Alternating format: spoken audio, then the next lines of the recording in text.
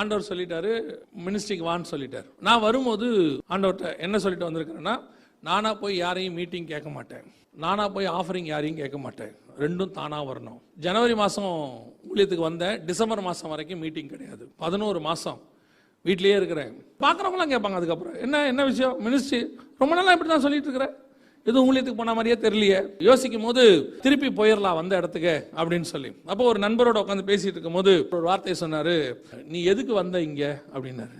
ஊழியத்துக்கு ஆண்டவர் சொன்னார்னு வந்தேன்.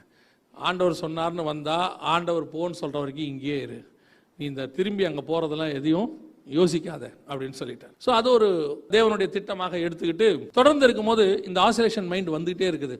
இங்க என்ன பண்ண போறோம், ஒரு ஒளியும் இல்லை. பல நேரங்களில் நமக்கு இந்த மாதிரி ஒரு டைவர்ஷன் வரும். இப்போ வந்தது வேஸ்டா போச்சா, வீணாய் போச்சா, எதுக்கு வந்தோம், சரி திருப்பி போயிடலாமா. ஆண்டவர் சொல்றாரு, இல்லை நீ இந்த தேசத்துல குடியிரு, அந்த வருஷத்துல நான் உன்னை ஆசீர்வதிப்பேன்.